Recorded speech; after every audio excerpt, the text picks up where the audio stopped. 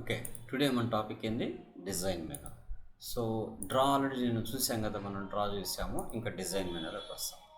ఈ design menu అనేది మనకు పని చేయాలంటే ఫస్ట్ మనం ఒక డాక్యుమెంట్ తయారు చేసేటప్పుడు కొన్ని స్టాండర్డ్స్ ఫాలో అవ్వాలి. అప్పుడే ఆ డిజైన్ మెనూ పనిచేస్తుంది. ఎలా ఫాలో అవుతామని నేను చెప్తాను చూడండి. ఫస్ట్ నేను ఒక డాక్యుమెంట్ తయారు చేస్తున్నా, దాని పేరు టైటిల్ అని పెట్టుకుంటున్నాను. సో నేను కూడా వర్క్ దానికి టైటిల్ అని పెట్టేసాను. లేకపోతే for example node JS training అని పెడుతున్నాను. నోడ్ జేఎస్ ట్రైనింగ్ అని పెట్టాను. సో దీంట్లో నేను ఒక హెడ్డింగ్ మెయింటైన్ చేస్తున్నాను. హెడ్డింగ్ 1 అని చెప్పని పెడుతున్నాను. సో దాంట్లో నేను ఎక్స్ప్రెస్ జేఎస్ అనే ఒక టాపిక్ గురించి డిస్కస్ చేయాలనుకుంటున్నాను. ఓకే, ఆ తర్వాత ఎక్స్ప్రెస్ జేఎస్ గురించి కొంత కంటెంట్ నేను టైప్ చేసుకుంటున్నాను. ఓకే, కొంత కంటెంట్ టైప్ చేస్తాను. ఈ కంటెంట్ టైప్ చేసిన తర్వాత సో నేను I have take some more paragraphs. నాకు కంటెంట్ ఎక్కువ ఉంటేనే కదా మనకి దాని అవుట్పుట్ కనపడేది. So I take some more paragraphs.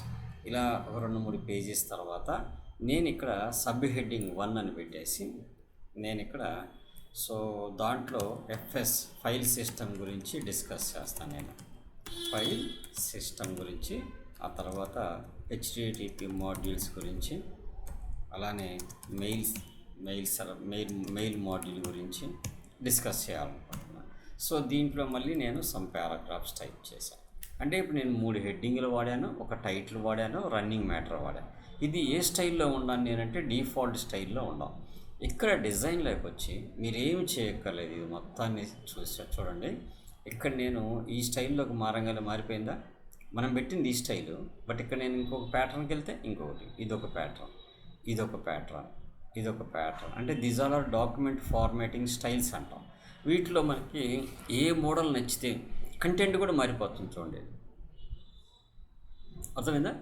So ఇలానే కాదు, ఇక్కడ ఇంకా డైరెక్ట్గా థీమ్స్ ఉంటాయి. మీకు ఈ టైప్ ఆఫ్ థీమ్ తీసుకుంటే, ఇప్పుడు ఈ టైప్ ఆఫ్ థీమ్ తీసుకుంటే కింద సబ్ హెడ్డింగ్ కలర్స్ మారిపోయినాయి చూసారా? గ్యాలరీ కలర్ తీసుకుంటే రెడ్ వచ్చినాయి చూసారా? ఇక్కడ ఇంటీజర్ తీసుకుంటే బ్లూ వచ్చింది చూసారా? ఇక్కడ తీసుకోగల గ్రీన్ వచ్చినాయి చూసారా? ఇక్కడ తీసుకుంటే సమ్ బ్రౌన్ కలర్లో వచ్చినాయి, ఇక్కడ తీసుకుంటే గ్రీన్ వచ్చినాయి. అంటే మనం ఇక్కడ సెలెక్ట్ చేసుకునే స్టైల్ను బట్టి ఫాంట్ మారుతుంది, హెడ్డింగ్స్ మారుతుంది, సబ్ హెడ్డింగ్స్ మారుతుంది. ఇవన్నీ మనకి రెడీమేడ్గా వాళ్ళు ఇచ్చే థీమ్స్ అనమాట. ఈ థీమ్స్ ఇక్కడ కనపడేవే, అక్కడ ఉండే థీమ్స్ కూడా ఇవే మనం చూసుకోవచ్చు అనమాట. అలా కాకుండా నాకు థీమ్ ఏమి మారకూడదు, ఓన్లీ కలర్ ప్యాటర్నే మారాలనుకున్నాను అనుకోండి, మీరు అప్పుడు ఏ కలర్ ప్యాటర్న్ మార్చుకోవాలంటే ఇప్పుడు ఇవన్నీ కలర్ ప్యాటర్న్స్. ఇప్పుడు మనం ఎక్కడున్నామో, ఇప్పుడు ఫర్ ఎగ్జాంపుల్ నేను బ్లూ కలర్ ప్యాటర్న్ ఇచ్చానుకో, అది బ్లూ కలర్ ప్యాటర్న్కి వెళ్ళింది. సో లేదు నేను ఆఫీస్ ప్యాటర్న్లోకి వెళ్ళాలంటే ఆఫీస్ ప్యాటర్న్లోకి వెళ్ళేది. అలానే ఫాంట్ కూడా మార్చుకోవచ్చు. ఇప్పుడు నేను చూడండి, మారుస్తుంటే ఫాంట్ మారుతుందా? సో మనం కష్టపడకుండా మనం ఒకసారి తయారు చేసిన దాన్ని డిఫరెంట్ ఫార్మాట్స్లోకి తీసుకెళ్ళిపోవచ్చు. అర్థమైందా? ఇక్కడ చూడండి, సెంట్ ఎంటీ రాక్ డిఫరెంట్గా ఉంది, ఈ ఫాంట్ తీసుకోవచ్చు. అలానే ఇక్కడ సమ్ స్పెషల్ ఎఫెక్ట్స్ ఇస్తాడు ఆ ఫాంట్స్కి, ఆ యొక్క స్టైల్స్కి. ఆ స్టైల్ ఆఫ్ ఎఫెక్ట్ కూడా మనం తీసుకోవచ్చు. ఇవన్నీ సెట్ చేసిన తర్వాత ఇక నాకు రోజు నేను టైప్ చేసే కంటెంట్ ఇదే స్టైల్లో ఉండాలి అనుకుంటే సెట్ యాజ్ డిఫాల్ట్ అని కొట్టేస్తే అది డిఫాల్ట్ స్టైల్ అయిపోయింది. అయితే మనం రోజు దీన్ని వాడం కాబట్టి ఎప్పుడు కూడా మనం ఏ థీమ్ని డైరెక్ట్గా ఉంచుకుంటాం? ఆఫీస్ థీమ్ ఉంచుకుంటాం. ఆఫీస్ థీమ్ అంటే ఇప్పుడు మనం వర్క్ చేసే థీమ్ అనమాట. ఇట్లా దీంట్లో ఉన్న థీమ్స్ అన్నింటినీ మనం మార్చుకోవచ్చు. అలానే నెక్స్ట్ ఇక్కడ పారాగ్రాఫ్ స్పేసింగ్ అని ఉంది. నో పారాగ్రాఫ్, ఇక్కడ ఏం చేస్తుంది? No paragraph space. పారాగ్రాఫ్కి మధ్యలో స్పేస్ ఎగిరిపోయింది చూసారా? ఇక్కడ చూసారా స్పేస్ ఉందా? పారాగ్రాఫ్ స్పేస్ ఉందా? ఇక్కడ పారాగ్రాఫ్ స్పేస్ ఉందా? నో పారాగ్రాఫ్ స్పేస్ అనగల క్లోజ్ అయిపోతుంది. అలానే కాంపాక్ట్ అంటే కొద్దిగా తక్కువ స్పేస్ రిలీజ్ చేస్తుంది. అలానే కంపాక్ట్లో టైట్ అంటే ఇంకొద్దిగా దగ్గరగా ఉంటుంది, అది ఓపెన్ ఫ్రీగా ఉంటుంది. కొద్దిగా రిలాక్స్డ్, ఇంకొద్దిగా లైన్కి మధ్యలో గ్యాప్ ఎక్కువ వచ్చింది చూసారా? ఇది వచ్చేసి double relaxed, double line gap, single line, 1.5 line gap, 1 line gap, tight క్లోజ్గా ఉంటుంది లైన్స్. ఇది వచ్చేసి మార్జిన్స్, పారాగ్రాఫ్ తర్వాత ఉండే స్పేసెస్ని రిలాక్స్ చేయడం. ఇవన్నీ మనం బిల్టిన్గా వాడు ప్రొవైడ్ చేసే స్పేసింగ్స్ అనమాట. వీటిని మనం సెట్ చేసుకోవచ్చు. ఏది సెట్ చేస్తే అది డిఫాల్ట్గా ఉండాలంటే ఇక్కడ డిఫాల్ట్ అని నొక్కోవచ్చు మనం. ఓకే, అదొకటి. నెక్స్ట్ పేజ్కి నేను ఎవరు మోడిఫై చేయకుండా ఉండటానికి కొద్దిగా నేను రిస్ట్రిక్షన్స్ పెట్టాలంటే వాటర్ మార్క్స్కి వెళ్తాను. ఇలా కాన్ఫిడెన్షియల్ అంటే బ్యాక్గ్రౌండ్లో చూసారా లైట్గా కనపడుతుంది కాన్ఫిడెన్షియల్ అని, అలానే కాన్ఫిడెన్షియల్ అని ఇలా కూడా పెట్టుకోవచ్చు. అలానే ఇలా కూడా డు నాట్ కాపీ అని పెట్టుకోవచ్చు, అలానే డు నాట్ కాపీ అని అడ్డంగా కూడా పెట్టుకోవచ్చు. ఇలా కాకుండా మనకు కష్టమైంది కావాలనుకో మనకి, సో కస్టమ్ వాటర్ మార్క్లోకి వెళ్తే ఇక్కడ డు నాట్ కాపీ బదులు నేను మన ఇన్స్టిట్యూషన్ డీటెయిల్స్ పెట్టుకోవాలంటే మన ఇన్స్టిట్యూషన్ డీటెయిల్ పెట్టుకొని ఇక్కడ సైజు ఎంత ఉండాలి అనేది మనకు కావాల్సిన సైజు ఇచ్చుకోవచ్చు. కలర్ ఏ కలర్ కావాల్సింది అనేది మనకు కావాల్సిన సైజు పెట్టుకో. సెమీ ట్రాన్స్పరెంట్ తీసేస్తే మీకు ఫుల్ రెడ్లో వస్తుంది, సెమీ ట్రాన్స్పరెంట్ పెడితే లైట్ కలర్లో వస్తుంది అనమాట. ఓకే, దట్స్ ఇక్కడ నో వాటర్ మార్క్ అని అప్లై చేస్తే వాటర్ మార్క్ ఎగిరిపోయేది. అట్లానే పిక్చర్ వాటర్ మార్క్, మీ దగ్గర ఉన్న పిక్చర్స్ ఏదైనా సెలెక్ట్ చేసుకొని, అర్థమవుతుందా? సో ఫర్ ఎగ్జాంపుల్ నేను బింగో సెర్చ్ నుంచి ఏదన్నా ఒక ఇమేజ్ని తీసుకొచ్చుకొని ఆ ఇమేజ్ని నేను ఇక్కడ ప్లేస్ చేయాలి, బ్యాక్గ్రౌండ్లో పెట్టుకోవాలి వాటర్ మార్క్ తోటి. సో లైక్ నేను దీన్ని తీసుకొచ్చుకొని ఇన్సర్ట్ చేసుకున్నాను. సో బ్యాక్గ్రౌండ్లో ఏమొస్తుంది, ఆ పిక్చర్ వస్తుంది ప్రతి పేజ్కి కూడా.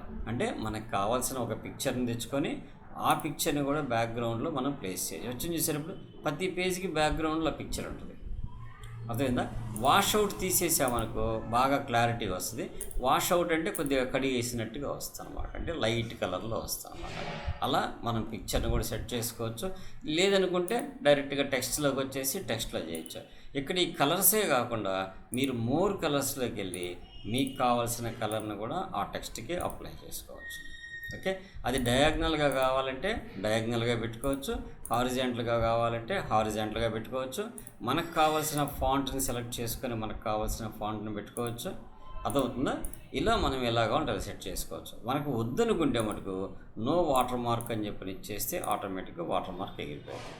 ఇక్కడి నుంచి కూడా మనం వాటర్ మార్క్ని రిమూవ్ వాటర్ మార్క్ అని చెప్పని తీసేయచ్చు. ఇకపోతే పేజ్ మొత్తానికి కూడా మనం ఏదన్నా బ్యాక్గ్రౌండ్ కలర్స్ ఇచ్చుకోవాలంటే ఇలా మనం పేజ్కి బ్యాక్గ్రౌండ్ కలర్స్ ఇచ్చుకోవచ్చు. చూడండి, మనకి ఏ కలర్ కావాలంటే ఆ కలర్ బ్యాక్గ్రౌండ్లో పెట్టుకోవచ్చా, సింపుల్గా ఏ కలర్ కావాలంటే ఆ కలర్ పెట్టుకోవచ్చు బ్యాక్గ్రౌండ్. సో పేజ్ మొత్తానికి ఇది. ఓకే, అలానే పేజ్కి బోర్డు, పేజ్కి కలర్స్తో పాటు ఇంకా కింద ఏమి ఇచ్చాడు, మోర్ కలర్స్ అని ఇచ్చాడు. అంటే క్లిక్ చేస్తే నెంబర్ ఆఫ్ కలర్స్ కనబడతాయి, దాంట్లో మనకు కావాల్సిన కలర్ పెట్టుకోవచ్చు. వద్దనుకుంటే ఇక్కడ నో కలర్ అని చెప్పని క్లిక్ చేస్తే ఎగిరిపోయింది. అట్లానే ఫిల్ ఎఫెక్ట్స్ కూడా అప్లై చేయొచ్చు బ్యాక్గ్రౌండ్కి. ఎలా అప్లై చేస్తాను చూడండి, వన్ కలర్ ఇచ్చాము, నాకు కావాల్సిన కలర్ సెలెక్ట్ చేసుకున్నాను, అది డార్క్ ఉండాలా లైట్ ఉండాలని డిసైడ్ చేశాను. అట్లనే ట్రాన్స్పరెన్సీ హారిజాంటలా వర్టికల్గా కావాలా డయాగ్నల్గా కావాలా డయాగ్నల్ డౌన్ కావాలా, ఇక్కడ ఓకే ఇవ్వగా అది అప్లై అయిపోతుంది. అర్థమవుతుందా? సో ఈ ఫిల్ ఎఫెక్ట్స్లోని ఇంకా ఎన్ని రకాలుగా చేయొచ్చో చెప్తాను చూడండి. 2 కలర్స్ మిక్స్ చేయాలి, నాకు రెడ్ విత్ గ్రీన్ మిక్సింగ్లో కావాలి. ఓకే, రెడ్ విత్ గ్రీన్ మిక్సింగ్లో కావాలి. సో నెక్స్ట్ వచ్చేసింది నాకు ఫ్రమ్ కార్నర్ నుంచి వచ్చినట్టుగా కావాలి. లెట్స్ ఓకే ఇస్తే కార్నర్ నుంచి రెడ్ వచ్చినట్టుగా వస్తుంది. సో అలానే ఫిల్ ఎఫెక్ట్స్లో ఈ కలర్స్ కాకుండా టెక్స్ట్యూర్స్ అని చెప్పి వాడు కొన్ని రెడీమేడ్ టెక్స్ట్యూర్స్ మనకి ప్రొవైడ్ చేస్తాడు. నాకు బ్యాక్గ్రౌండ్లో ఇలాంటి టెక్స్ట్యూర్ ఒకటి కావాలి అంటే స్క్రీన్ మొత్తం బ్యాక్గ్రౌండ్ ఆ టెక్స్ట్యూర్ వస్తుంది. అర్థమైందా? అలానే టెక్స్ట్యూర్స్ కాకుండా ప్యాటర్న్స్ ఇస్తారు ఇక్కడ. సో మనం ఇక్కడ సెలెక్ట్ చేసిన కలర్ని వన్ కలర్లో నేను ఇక్కడ ఏం పెడతాను, లైక్ ఏదో ఈ కలర్ పెట్టేశాను. ప్యాటర్న్స్లోకి వచ్చి బ్యాక్గ్రౌండ్ కలర్ నాకు రెడ్, లేదనుకుంటే నాకు లైట్గా బ్లూ కలర్ కావాలి, ఈ బ్రిక్ బ్యాక్గ్రౌండ్ కావాలి, నాకు స్క్రీన్ మొత్తం ఆ బ్రిక్ బ్యాక్గ్రౌండ్ వస్తుంది. అదేందా? సో అలా ఫిల్ ఎఫెక్ట్స్లో బ్యాక్గ్రౌండ్ పెట్టి, లేదు మనకి ఏదైనా పిక్చర్స్ కావాలనుకుంటే సెలెక్ట్ పిక్చర్స్లోకి వెళ్ళి okay try again. Okay, net disconnect. Okay, work offline.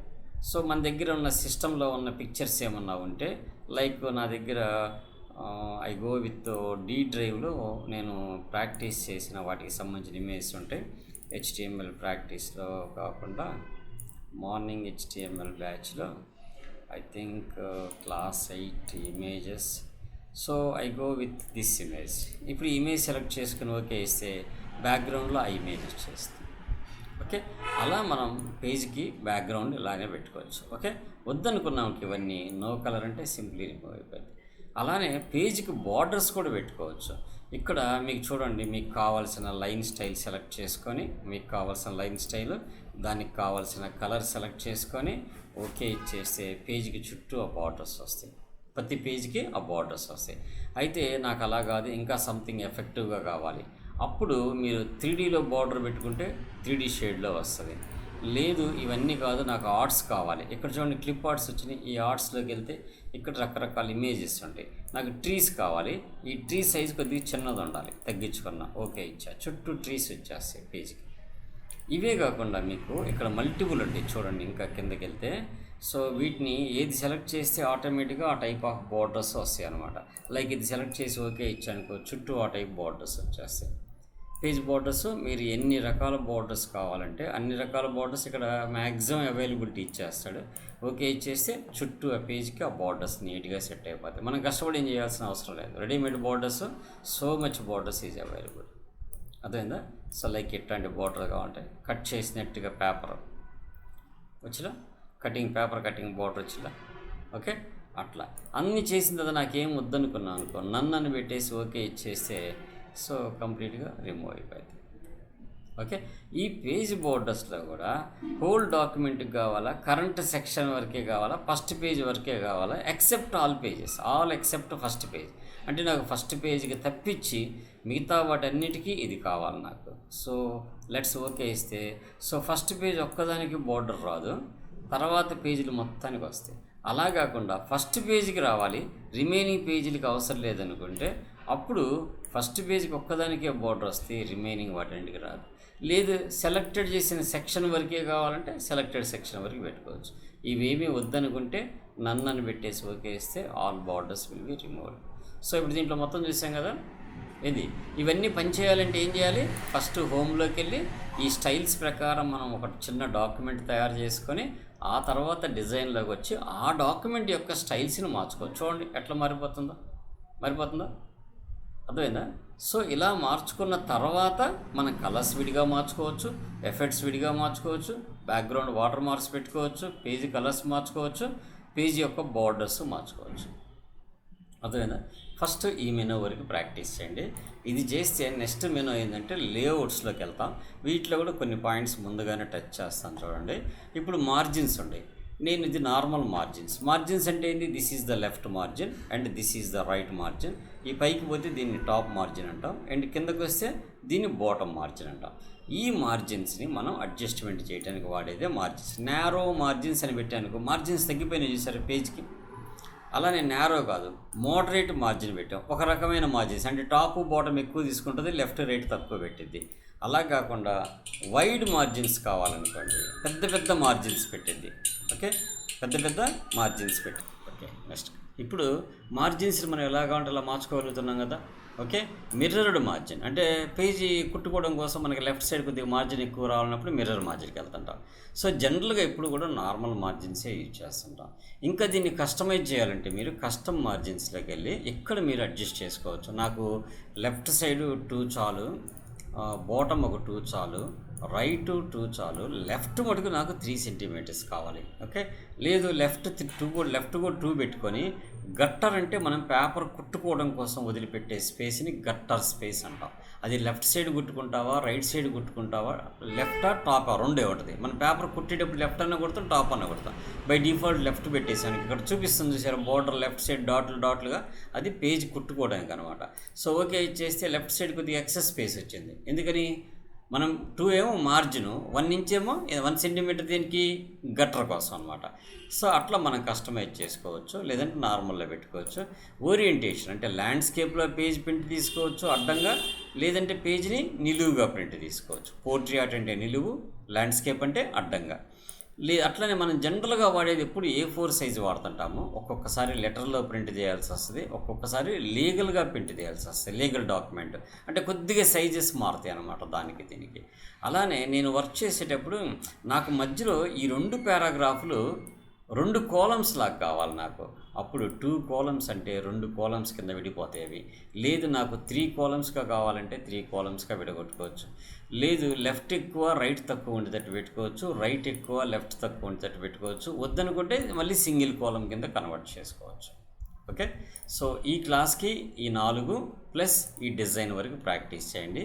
రేపు క్లాస్లో ఈ బ్రేక్స్లో రకాలు ఉంటాయి, ఈవెన్ పేజీ, ఆడ్ పేజీ, ఇవన్నీ నెంబర్ ఆఫ్ పేజెస్ తీసుకొని వీటి మీద ప్రాక్టీస్ చేద్దాం మనం. రేపు ఇవి ఫినిష్ చేసుకుంటే నెక్స్ట్ మండే నుంచి రెఫరెన్సెస్కి వెళ్ళిపోవచ్చు. కొద్దిగా ఇవి యూజ్ఫుల్. వీటిలో ఆల్రెడీ నేను మీకు టేబుల్ ఆఫ్ కంటెంట్ గురించి చెప్పేశాను. మిగతావి కూడా చెప్తాను కంటిన్యూషన్. ఓకే, ఇంతవరకు ప్రాక్టీస్ చేయండి అమ్మా. ఓకే.